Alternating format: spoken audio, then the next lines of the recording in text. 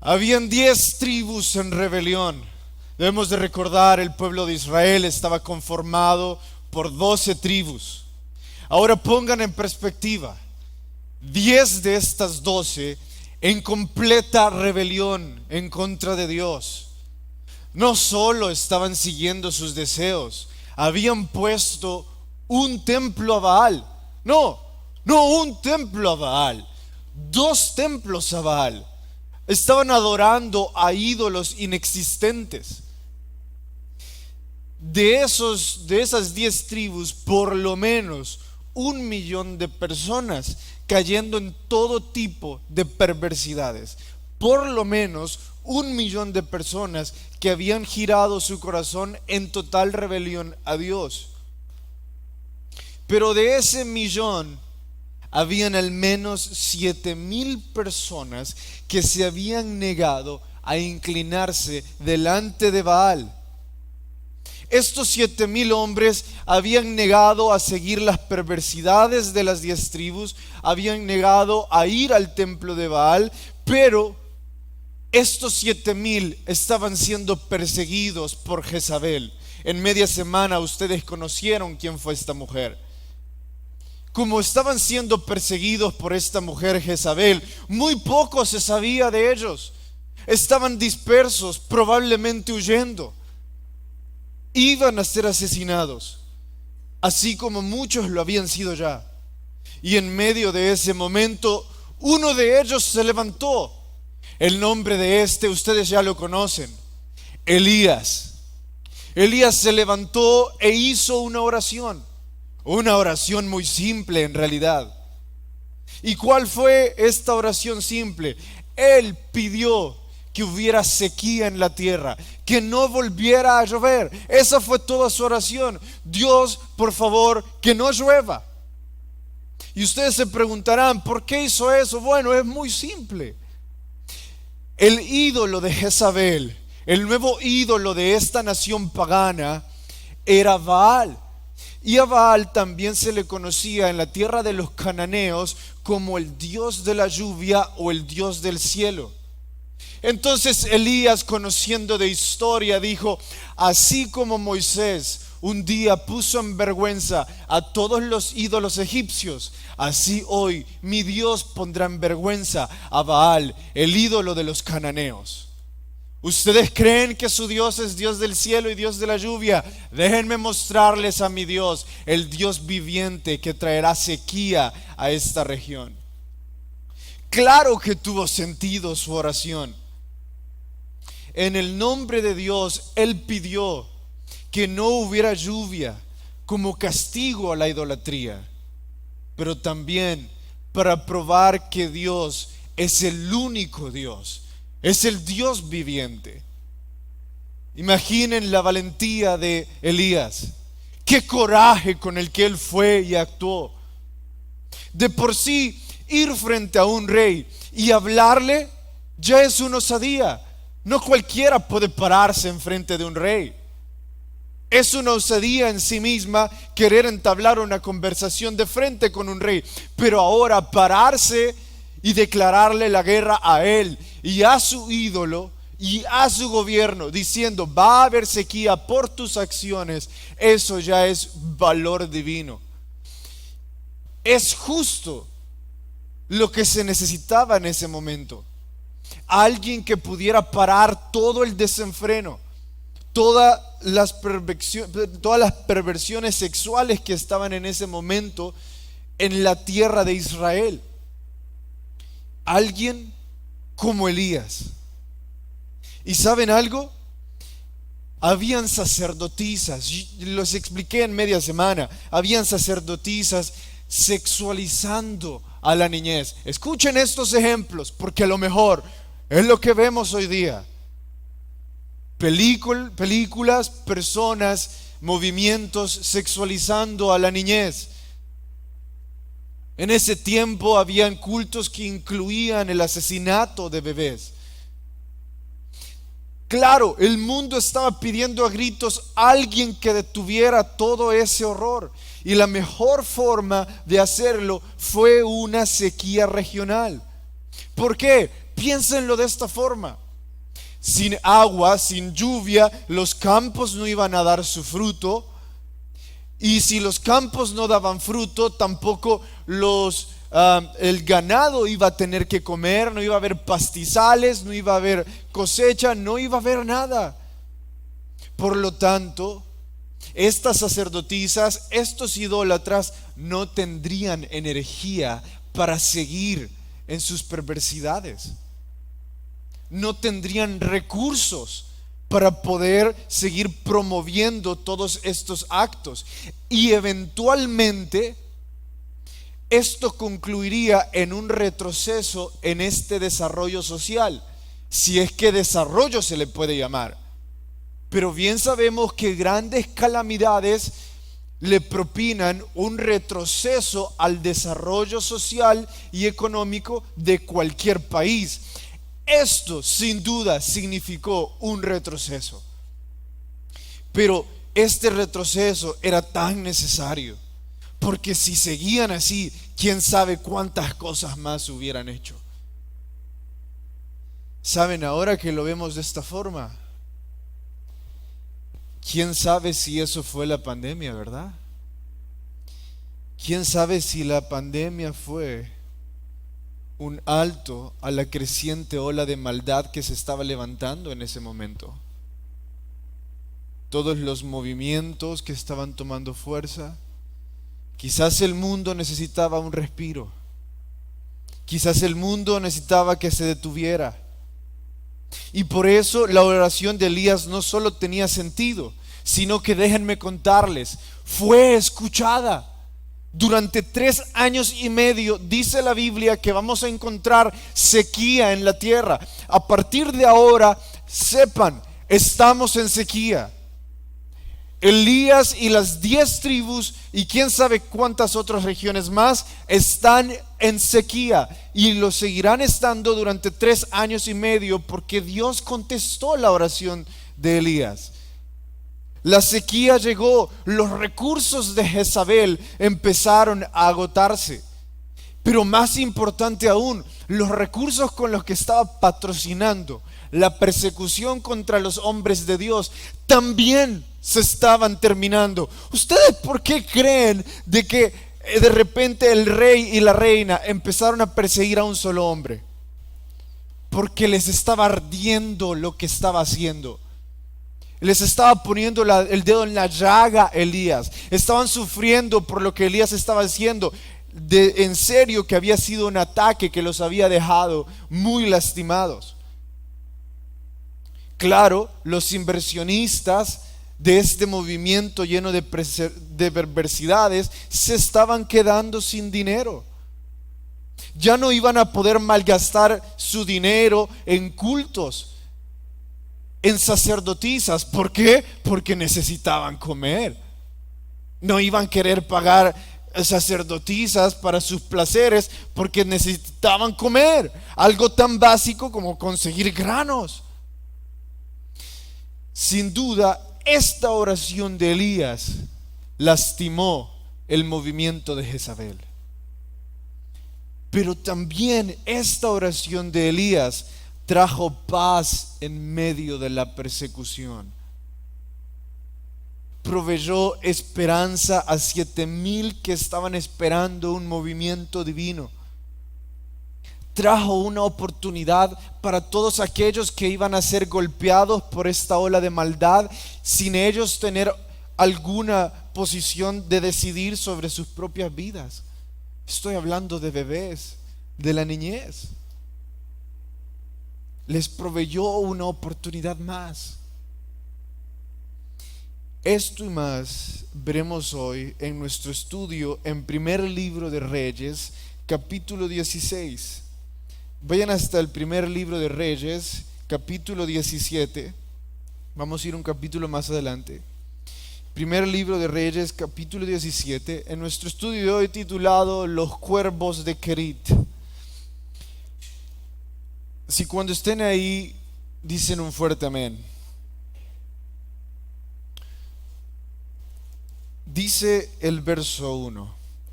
Entonces Elías Tisbita, que era de los moradores de Galaad, dijo Acab, escuchen, esta es la oración de Elías que hizo frente a Acab, el rey del norte. Ya estudiamos todo esto a profundidad. Vive Jehová de Israel, en cuya presencia estoy, de que no habrá lluvia ni rocío en estos años, sino por mi palabra. Posteriormente a la oración de Elías, esto es lo que sucede. Verso 2. Y vino a Elías palabra de Jehová diciendo: Elías, apártate de aquí, vuélvete al oriente y escóndete en el arroyo de Querit, que está frente al Jordán. Beberás del arroyo, y yo he mandado cuervos que te den allí de comer. Y fue e hizo conforme a la palabra de Jehová, pues se fue y vivió junto al arroyo de Querit, que está frente al Jordán. Y escuchen esto: los cuervos le traían pan y carne por la mañana, y pan y carne por la tarde, y bebía agua del arroyo. Pasados algunos días se secó el arroyo, porque no había llovido sobre la tierra. Oremos. Señor, gracias porque podemos aprender por medio de tu palabra y tenemos un lugar seguro, tenemos un lugar en el que somos bienvenidos tal y cual somos. No tenemos que preocuparnos por cómo vestimos, cómo lucimos, sino que, Señor, somos bienvenidos. Por eso, Señor, queremos suplicarte de que nos hables. Porque no solo queremos sentirnos bienvenidos, también queremos sentir tu palabra en nuestro corazón.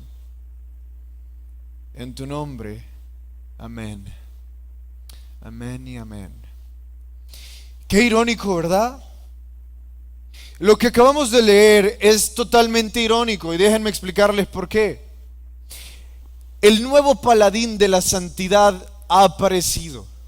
El nuevo héroe de justicia divina llamado Elías se ha levantado. Y cualquiera pensaría que ahora que hay un paladín de la santidad, Dios lo levantaría y le pondría en una posición de poder. Cualquiera pensaría, bueno, con su primera señal, el rey se levantó contra él. Ya hemos visto esto antes, en Moisés. Así que quizás después de su primera señal, le dan otras 9 señales, así como a Moisés. Pero ¿saben qué? Lejos de que a Elías le dieran otras 9 señales más, a Elías lo que le dieron fueron las señales de David. ¿Recuerdan cuál fue la señal que Dios le dio a David?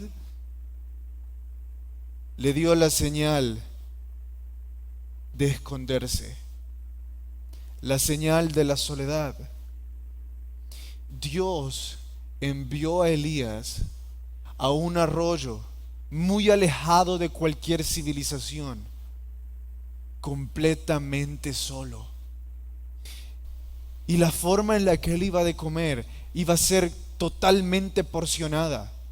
No iba a agarrar todo lo que él quería, sino que un cuervo le traería el pan y la carne justamente en la mañana y justamente en la tarde, justamente lo que necesitaba.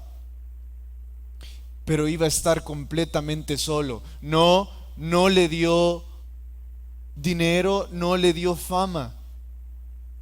Le dio la señal de David, la señal de soledad, la soledad en la cual iba a aprender.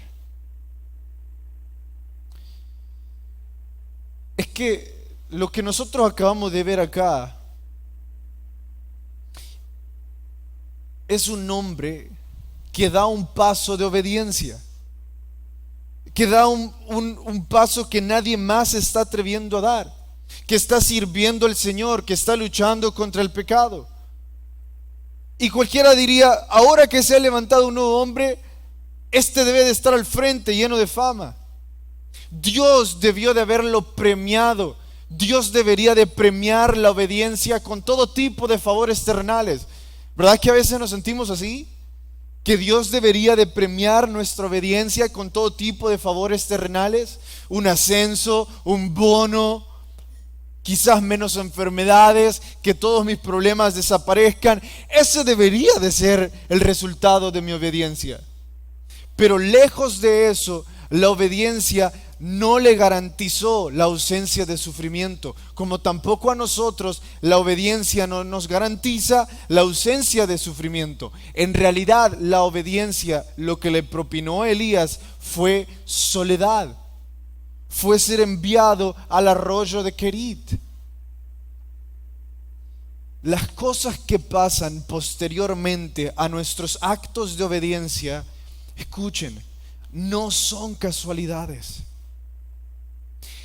Las cosas que pasan posteriormente a nuestros actos de obediencia no son casualidades o hechos aislados de la providencia divina.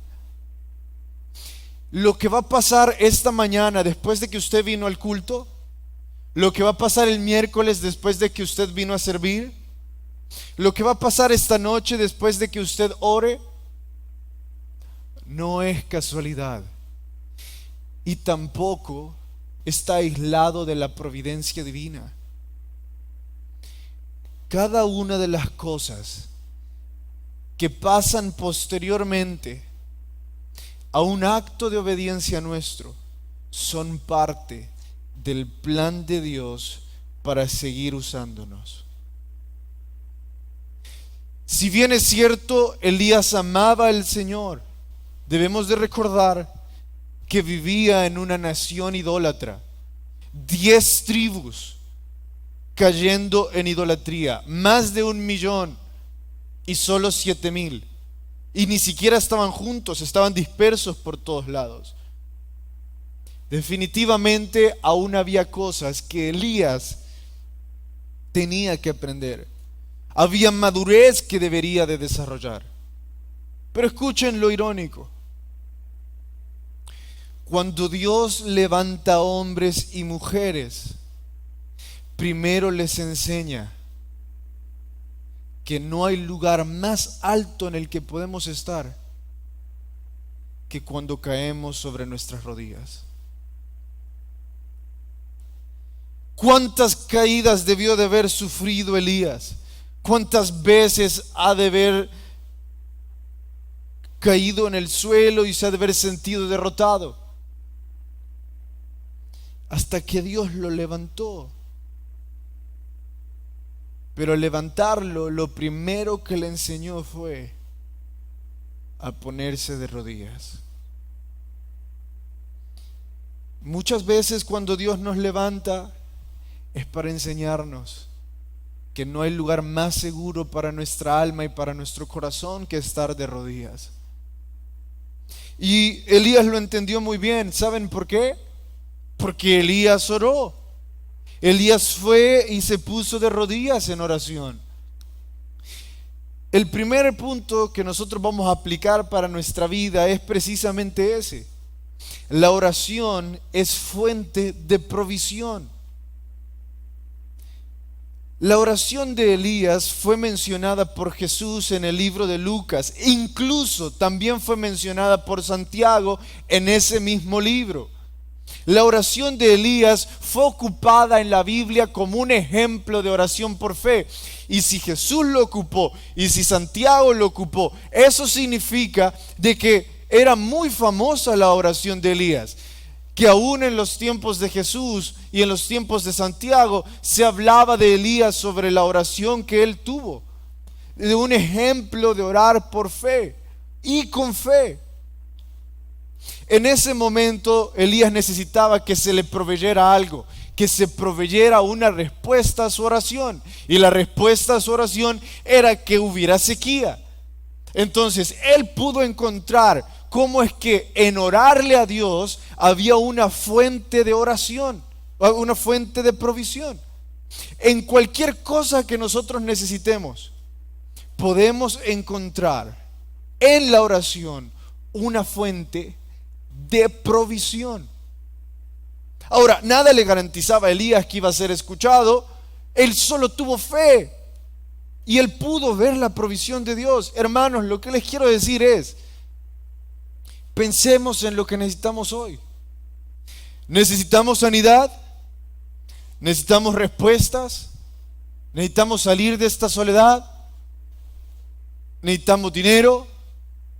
¿Qué es lo que necesitamos? Hermanos, llévenlo en oración y ahí van a encontrar la provisión a todas las cosas que nosotros necesitamos.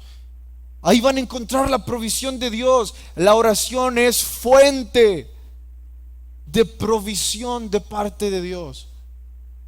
Y si ustedes no creen lo que yo digo, escuchen las palabras de Jesús. Jesús, cuando nos enseñó a pedir, ¿saben qué dijo? Si ustedes, siendo malos padres, dan a sus hijos cuando ellos les piden pan, ¿cómo yo no voy a darle a mis hijos lo que ellos necesiten? ¿Cómo yo no voy a responder a mis hijos cuando ellos pidan? Eso es lo que Jesús dijo al motivarnos a orar. Véanse ustedes, padres. Ustedes intentan todo lo posible por darles a sus hijos. Ahora véanme a mí como su padre y sepan de que voy a responder sus oraciones, porque yo soy el buen padre. Eso es lo que Jesús dijo cuando nos motivó a orar. Él va a darnos lo que necesitamos cuando se lo pidamos. Pero el punto 2 de nuestra aplicación es ver a la vida de Elías de la siguiente forma. El punto 2, para aquellos de ustedes que están tomando notas, es el siguiente. La provisión de Dios no es para nuestra comodidad. La provisión de Dios es para nuestra necesidad. La provisión de Dios no se trata de nuestra comodidad, sino de nuestra necesidad. Dios no está buscando darnos comodidad. Dios está buscando suplir nuestra necesidad. Es que ustedes y yo debemos de ver. Elías oró para que Dios proveyera. Bueno, Dios le proveyó. Lo que Elías no sabía es que en la provisión de Dios iba a venir un tiempo de soledad para él, en la que un cuervo lo iba a alimentar y en el que iba a beber agua de un arroyo. Noten que en ningún momento Dios promete proveernos para mantenernos cómodos y saciar todos nuestros gustos. Dios promete suplir nuestras necesidades, no nuestros caprichos. En ese momento Elías no necesitaba fama. El gran hombre que detiene la lluvia. Elías no necesitaba poder, muchas personas siguiéndolo y haciendo lo que él dice. Elías no necesitaba dinero. Lo que en ese momento Elías necesitaba era protección. Necesitaba conocer a Dios. Y por eso, imaginen la forma tan brillante en la que Dios le proveyó a Elías. Dios ocupó a aves para que le dieran de comer. Ocupó cuervos. ¿Por qué esto es algo brillante? Bueno, porque si Dios le hubiera provisto de hombres que le dieran de comer, los hombres son fácilmente manipulables. 10 tribus buscándolo, había dinero para que hombres entregaran su cabeza.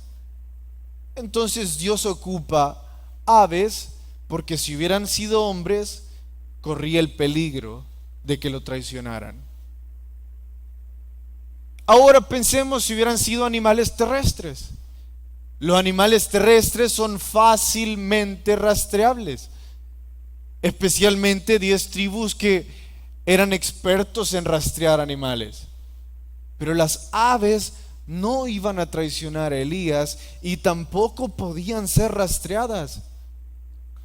Por eso es que Dios ocupó a cuervos para proteger a Elías. Dios le estaba dando a Elías exactamente lo que él necesitaba. Pero ¿saben qué? No lo tenía cómodo. No le dijo a Elías: bueno, ya que me obedeciste, te voy a sentar en esta mesa con todos los manjares que te puedas imaginar. ¿Vas a comer como un rey, Elías? Tampoco le dijo: Elías, te voy a proveer de información, te voy a proveer de conocimiento. Así que quiero que sepas que estás aquí porque un día te vas a enfrentar contra decenas de sacerdotes de Baal y los vas a vencer. Elías, te tengo aquí porque vas a derrotar a Jezabel. Dios ni siquiera proveyó información que mantuviera a Elías cómodo. No le proveyó nada más que aquello que él necesitaba en ese momento. Muchas veces la provisión de Dios es exactamente eso, justamente lo que necesitamos en ese momento. La información que necesitamos en ese momento, el dinero que necesitamos en ese momento, las personas que necesitamos en ese momento, justamente eso.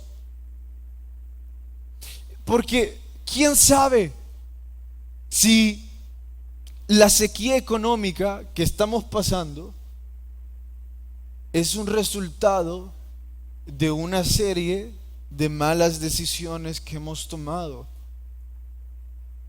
¿Quién sabe si nuestras quejas por nuestra situación solo son el resultado de malas decisiones propias? ¿Quién sabe si nuestra salud está así por nuestro desorden alimenticio? ¿Quién sabe y la situación de nuestra familia está así por nuestra poca madurez emocional? Y todo el dolor de cabeza que sufrimos en el hogar es porque nosotros mismos lo estamos propinando. Y si Dios nos diera todo lo que le pedimos, ¿saben qué estaría creando Él? ¿Saben qué estaría levantando? Un montón de hombres y mujeres cómodos que cada vez que se equivocan tienen un Dios que les resuelve su capricho. Así que Dios, tu provisión es mantenerme cómodo. La provisión de Dios no es eso. La provisión de Dios es darnos justo lo que necesitamos. ¿Para qué? Para madurar y crecer. Hermanos, Dios no nos va a desamparar. La Biblia dice: nunca he visto a un justo desamparado. Dios es un buen Padre que sabe lo que necesitamos, que escucha nuestras oraciones. Y lo que Dios está proveyendo hoy es lo que necesitamos para crecer y para madurar. Muchas veces necesitamos madurar, a veces con mucho, a veces con poco. Quizás no acumulando y llenándonos de tesoros, pero tampoco en hambre. Quizás no con lo que quiero, pero nunca desamparado. Nunca me ha dejado solo. Fue con un cuervo que Dios mostró su provisión, o fue con un arroyo. Ahí está la provisión de Dios, justamente con lo que necesitamos, haciéndonos crecer, haciéndonos madurar. Si nosotros vamos a tener la fe de orarle a Dios también tengamos la fe de creer en su respuesta. También tengamos la fe en lo que Él va a responder. Muchas veces nos desanimamos porque creemos que Dios no escuchó, Dios no actuó, pero sí lo está haciendo, sí está respondiendo, pero su provisión va a ser para ayudarnos a crecer, ayudarnos a madurar en nuestra administración económica, ayudarnos a crecer en nuestra madurez emocional, ayudarnos a crecer espiritualmente. Eso es justo lo que necesitamos. No necesitamos que todas nuestras deudas desaparezcan. Necesitamos aprender a no gastar más de lo que tenemos. No necesitamos en este momento que ya venga sanidad. Necesitamos cambiar nuestros hábitos alimenticios. Y muchas veces la provisión de Dios no nos va a mantener cómodos, pero tampoco desamparados. Nunca desamparados. Entonces, la provisión de Dios es entrenamiento. El tercer punto de nuestro estudio es: la provisión de Dios es entrenamiento. Y ustedes ya están viendo cómo esto va sucediendo. Un día Elías se iba a enfrentar delante de decenas de sacerdotes. Un día, incluso, ¿saben que Moisés y Elías pudieron escuchar la voz de Dios de forma audible? Son dos hombres que un día quizás hagamos un estudio en que pongamos en similitud a Elías y Moisés, todas las cosas que tienen en común. Porque Elías pudo escuchar el susurro de Dios. Iba a enfrentar batallas, iba a haber señales que todo hombre hubiera deseado ver, todo hombre hubiera deseado tener. Pero ¿saben dónde empezó todo? En el arroyo de Kerit, siendo alimentado por un cuervo, tomando agua de un arroyo. Ahí estaba siendo entrenado Elías. Toda esa provisión de Dios era simplemente un entrenamiento. Mientras vivía justamente de lo necesario, Dios lo estaba entrenando. Recordemos las palabras de Jesús. Jesús les dijo: a aquellos que se les provee mucho, que se les da mucha provisión, ¿qué va a pasar con los que se les da mucho? Mucho se les va a demandar. Están siendo entrenados. Y aquellos que se les provee poco, se les da poco, y en eso son fieles, ¿qué va a pasar con ellos? En lo mucho se les pondrá. En lo poco fuiste fiel, en lo mucho te pondré. Hermanos, esta sequía que están pasando, o esta sequía que estamos pasando, que a lo mejor decimos: un día quisiera tener mi casa, un día quisiera pagar esto. Esta necesidad económica que estamos pasando, o este tiempo de incertidumbre quizás, y queremos que Dios provea una respuesta. Este momento de enfermedad, este momento de soledad, es la preparación para algo eterno. Muchas veces Dios va a concluir nuestro tiempo de entrenamiento en algo terrenal, y vamos a podernos dar cuenta: sí, estaba siendo entrenado porque necesitaba criar a mis hijos en amor al Señor. Necesitaba proveerles a mis hijos de un lugar seguro donde conocieran a Dios. Necesitaba ser entrenado para mi pareja. Y sí, vamos a ver la conclusión de nuestro entrenamiento en la tierra, pero pueden estar seguros de esto: hay un propósito terrenal, hay un propósito eterno para este entrenamiento terrenal. Pueden estar seguros y 100% garantizado que hay una conclusión eterna para todo lo que estamos pasando aquí.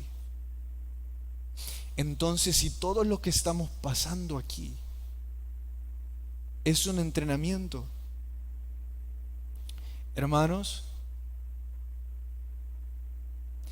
la provisión de Dios debería de estar patrocinando nuestro ministerio. ¿A qué me refiero? Bueno, como estamos en un tiempo de entrenamiento, pensemos que somos atletas. Como atletas estamos esperando que venga una marca como Adidas, como Nike, y nos patrocine y nos diga: no te preocupes, yo te voy a patrocinar con esto y con lo otro para que puedas seguir entrenando y sigas haciendo deporte. Los atletas están esperando eso. Hermanos, todo lo que Dios nos da en esta vida es el patrocinio divino para servirle a Él aquí en la tierra. Todo lo que tenemos debería de ser el patrocinio para servirle aquí en la tierra. Si lo que nos dio es tiempo, ese tiempo deberíamos de ocuparlo para servirle. Si nos dio familia, mi familia debería de servir a Jehová conmigo. Si nos proveyó dinero, el dinero. Si nos proveyó salud, la salud. Lo que Dios nos está proveyendo debería de ser el patrocinio para servirle a Él.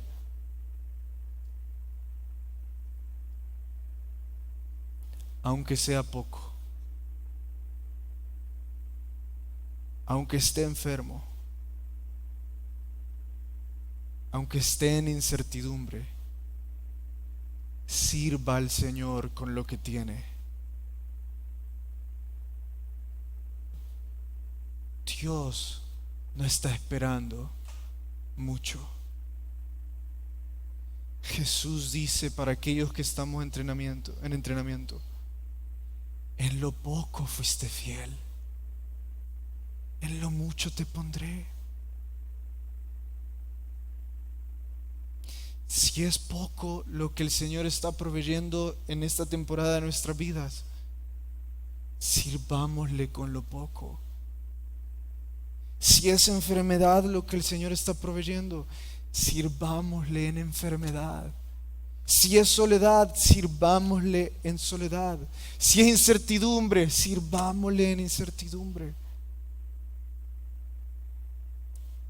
Si está en el arroyo de Kerit,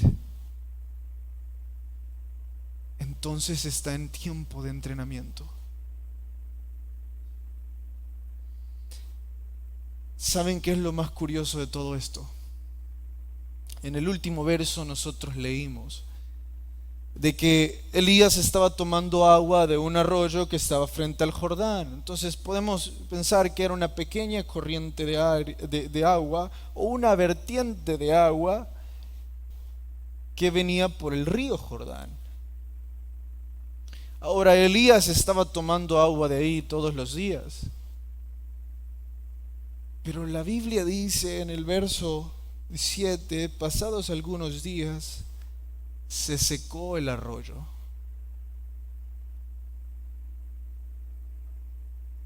El arroyo se estaba secando. Y quisiera haber visto el rostro de Elías cuando vio el arroyo secarse, cuando vio el estado de cuenta bajar, cuando recibió esa nota del médico, cuando alguien en su familia dijo eso hiriente y sintió que el arroyo se secó. Les cuento algo. ¿Saben cuándo iba a llover? ¿Saben cuándo iba a volver a llover para que los arroyos se llenaran y los ríos fueran acaudalados otra vez? Cuando Elías volviera a orar. Mi pregunta es esta. Algunos días en el arroyo de Kerit, Elías ve este arroyo secarse. ¿Por qué no oró? Si Dios le había dicho: cuando volvás a orar, va a volver a caer lluvia. Elías no oró porque había entendido lo siguiente. Déjenme explicarles lo que Elías había entendido. Todos nosotros hemos escuchado que un pastor de ovejas tiene una vara, ¿verdad? Anda ahí con un bastón. Y esta vara tiene un cayado. El cayado es una ondulación en la punta de la vara. Y este sirve para que cuando haya una oveja rebelde, entonces el pastor de ovejas extiende la vara, pone el cayado alrededor del cuello de la oveja y la trae gentilmente. Entonces la oveja se volvió a ir, lo vuelve a hacer, extiende su vara, la trae gentilmente. Pero ya pasaron 20 veces. Entonces el pastor de ovejas le da vuelta a la vara, la toma del cayado y esta vez no la trae gentilmente, sino que con la parte recta de la vara le quiebra una patita. Esa oveja iba a una peña, iba a un precipicio. Así que el pastor de ovejas se ve forzado a romperle su patita, a quebrarla. Muchos piensan, qué crueldad. ¿Por qué haría algo así? Bueno, hay algunos que nos gusta aplicar esto y decir, sí, a veces Dios tiene que quebrarnos una patita, porque si no vamos camino al precipicio. Y si lo dejamos hasta ahí, es una crueldad. Pero déjenme decirles, los libros de pastores de ovejas no terminan con el proceso ahí, sino que en realidad este proceso es más doloroso para el pastor que para la oveja. ¿Y por qué, dirán ustedes? Bueno, porque cuando la oveja no puede caminar, ¿qué tiene que hacer el pastor? ¿Verdad? Tiene que cargarla. Entonces ahora el pastor de ovejas, cada vez que mueve el rebaño de un lado a otro, tiene que agacharse y cargar con la oveja todo el tiempo necesario. La pone sobre sus hombros y anda ahí cargándola hasta que el tiempo de sanidad de la patita ha terminado. Y ustedes pensarán, ¿y por qué hace eso si va a concluir en más esfuerzo para él? Escuchen por qué. Porque en todo ese tiempo que la oveja o la ovejita tuvo su patita quebrada, pasó tan cerca del pastor de ovejas. Todo ese tiempo pasó en su cuello, escuchando su voz. Todo ese tiempo pasó cerca de él, respirando su aroma. Todo ese tiempo aprendió la seguridad y protección que hay en sus brazos. Entonces, cuando llega el momento en el que su patita está bien y ha sanado, la oveja aprendió a escuchar la voz de su pastor. La oveja aprendió a estar cerca del pastor. Aprendió la seguridad que está en el pastor. Al final de ese tiempo en el arroyo de Kerit, Elías aprendió a confiar en el Señor. Al final de este entrenamiento en nuestro arroyo de Kerit, vamos a madurar y vamos a crecer, aunque sea justamente con lo necesario. Oremos.